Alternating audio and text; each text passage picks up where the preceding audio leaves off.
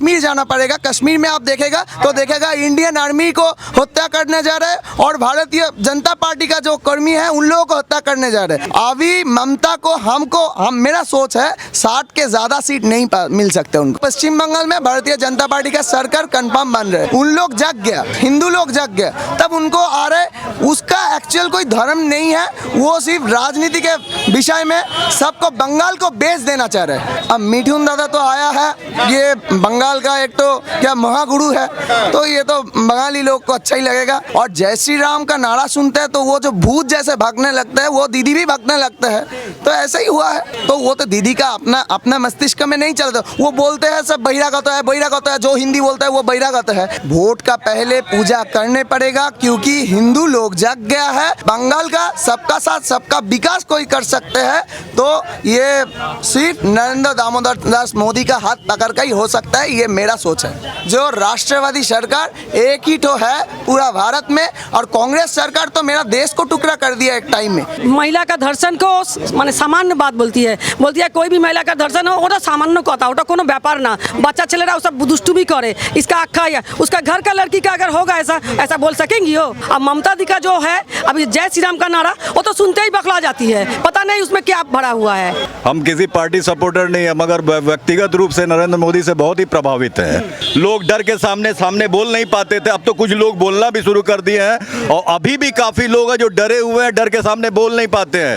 आदमी इतना है ना, सब वो लोग जो चाहेंगे वही सरकार बनाएंगे। है वो बोलते हैं जो कोaliशन सरकार वैसा होगा, जो पसंद करते सिंगल सरकार वैसा ही होगा। यही तो मन का बात है ना। तो जितना हम लोग का जितना हम जानता है उसका मन में क्या है अभी उसमें कोई नहीं जानता। हाँ, आपके मन की तो जान सकते हैं। हमारे मन में कब जो अभी होता है ना वो हम नहीं बता पाएंगे। अच्छा, वो हम नहीं बता पाएंगे। क्यों डर है क्या किसी बात डर का बात नहीं है, नहीं डर का बात नहीं। बात है कि सभी जितना पार्टी है ना सब देश के लिए काम कर रहा है। हम जो विचार करेंगे वो हमारे अंतिम में हम सो के विचार करेगा किसका होता है वो बोलने नहीं सकेंगे। देश के अंदर सारी पार्टी देश के लिए काम करती, पाकिस्तान के लिए तो नहीं करती कोई। वही तो हम बोल रहे हैं ना, सभी आदमी तो देश के लिए काम करते हैं, सभी पार्टी तो देश के लिए काम करते हैं। अच्छा काम कौन करता है? अच्छा सभी करता है, इसीलिए बोलता है हम ही बनाए, वो बोलता है हम ही बनाए। जब वोट देगा तब हम बोलेगा कौन। मतलब अपनी वोट गुप्त रखा जाएगा। एक बात बोलिए, लोग देश के लिए काम करते हैं तो हम लोग देश के लिए एक्चुअल काम करते हैं। जाके पता चलेगा तो कश्मीर जाना पड़ेगा। कश्मीर में आप देखेगा इंडियन आर्मी को हत्या करने जा रहे हैं और भारतीय जनता पार्टी का जो कर्मी है उन लोगों को हत्या करने जा रहे हैं। तो ये आप देख सकते हैं जो देश के लिए एक्चुअल कौन काम कर सकता है और देश के हित में जातीयतावादी सरकार कौन बना सकते हैं, ये तो प्रमाण है भारतीय जनता पार्टी है। क्योंकि भारतीय जनता पार्टी का जो कर्मी लोग है उसको ये कश्मीर में हत्या करने जा रहा है और जो इंडियन आर्मी है उन लोगों को हत्या करने जा रही है। तो देश के हित में भारतीय जनता पार्टी काम कर रहे हैं। और बंगाल में अभी जो चल रहे हैं, अभी ममता को मेरा सोच है 60 के ज्यादा सीट नहीं मिल सकते उनको। ऐसा आपको लगता है? एकदम 100% लगता है। 200 पार जाएंगे, बीजेपी 30 पे निपट जानी है। नहीं, ये जो विषय है अभी जो देख सकते हैं उन लोगों को कैंडिडेट जो क्या मुर्मू नाम है उसका, सरला मुर्मू, वो भी टिकट मिलने का बाद भी छोड़ रहे हैं। इसके ऊपर सभी को पता हो गया, जो एसबी का रिपोर्ट भी है, जो ये पश्चिम बंगाल में भारतीय जनता पार्टी का सरकार कंफर्म बन रहे हैं। क्या आप इस बात से अंदाजा लगा रहे हैं कि टीएमसी के जितने बड़े नेता हैं भाजपा ज्वाइन कर रहे हैं इसलिए टीएमसी नहीं आने की? नहीं, विषय ये नहीं है। विषय ये है भाजपा आ रहा है इसीलिए टीएमसी से ज्वाइन कर रहा है। टीएमसी ये विषय नहीं है जो भाजपा के टीएमसी ज्वाइन कर रहा है इसीलिए भाजपा आएगा। भाजपा आएगा इसीलिए टीएमसी लोग इधर आ रहे हैं। जान बचाने के लिए भाजपा ज्वाइन कर रहा है। एकदम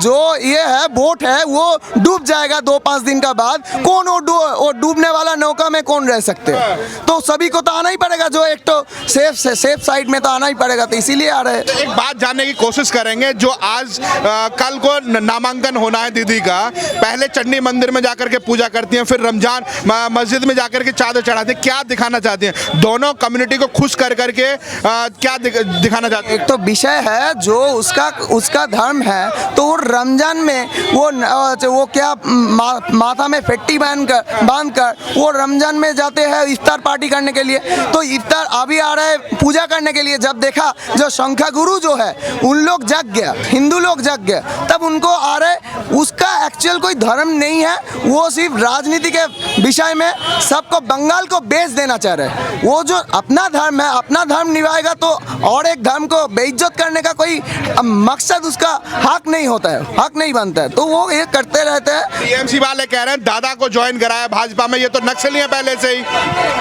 मिठुन दादा। अब मिठुन दादा तो आया है, ये बंगाल का एक तो क्या महागुरु है, तो ये तो बंगाली लोग को अच्छा ही लगेगा।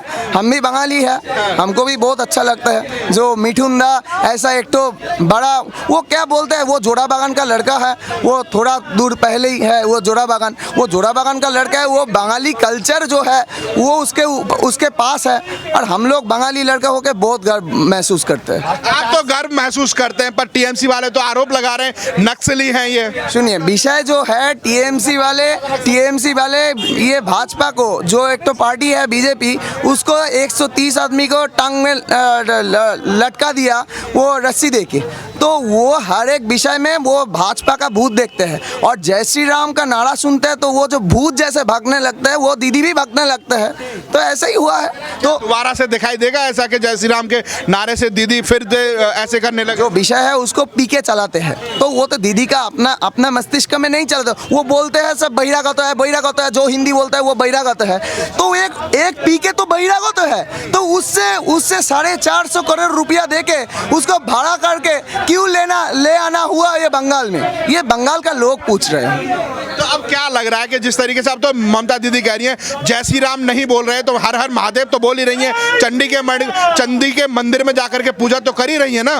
वोट का पहले पूजा करने पड़ेगा, क्योंकि हिंदू लोग जग गया है और हिंदू का वोट अभी उसका जरूरत है। और जो अब्बास सिद्दीकी है, अब्बास सिद्दीकी के साथ उसको जोट है, वो बोलकर उसको सीपीएम और कांग्रेस के पास भेजा है, क्योंकि वो देख रहे हैं वो जो मुस्लिम तकमा उसके ऊपर आ गया है, वो थोड़ा उसको हटाने चाह रहे हैं और दिखाना चाह रहे हैं जो हम मुस्लिम नहीं है, मौलवाद कांग्रेस और सीपीएम लेकर चलते हैं। बट ये प्रूव हो गया है जो ममता, कांग्रेस, सीपीएम, पूरा जो मौलवाद है वो सब एक साथ जुड़ा हुआ है। ये बंगाल का सबका साथ सबका विकास कोई कर सकते हैं, तो ये सिर्फ नरेंद्र दामोदर दास मोदी का हाथ पकड़ कर ही हो सकता है, ये मेरा सोच है। तो क्या लग रहा है कि जो आईएसएफ पार्टी है उसको खड़ा किया गया है कि ये ममता दीदी की सेकंड पार्टी है, बी पार्टी कह सकते हैं, कि अगर जरूरत पड़ी तो इसको शामिल कर लिया जाएगा?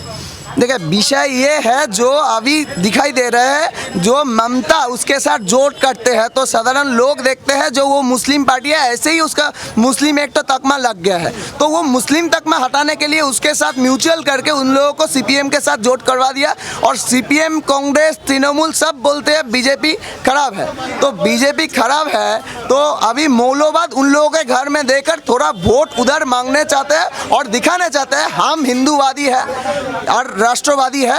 अभी ये पता हो गया सभी को जो राष्ट्रवादी सरकार एक ही तो है पूरा भारत में, और कांग्रेस सरकार तो मेरा देश को टुकड़ा कर दिया एक टाइम में। कांग्रेस सरकार जो था वो तो देश को टुकड़ा कर दिया, वो कैसे हो सकते हैं, देश के हित में कैसे काम कर सकते हैं। तो अब दीदी है नंदीग्राम में पर्चा भरने के नामांकन करने के लिए जा रही हैं, तो वहाँ पे किराए के मकान में रहने के लिए रुक जाती है, तो क्या संदेश मिल रहा है बंगाल की जनता को? देखिए, विषय है वो तो हर एक जन को बोलता है बहिरागत, जो लोग ये अभी 40-50 साल से उन लोग ये बंगाल में रहकर बंगाल के लिए काम करते हैं, बंगाल से जीविका निर्वाह करते हैं, उन लोगों को बोल रहे हैं बहिरागत।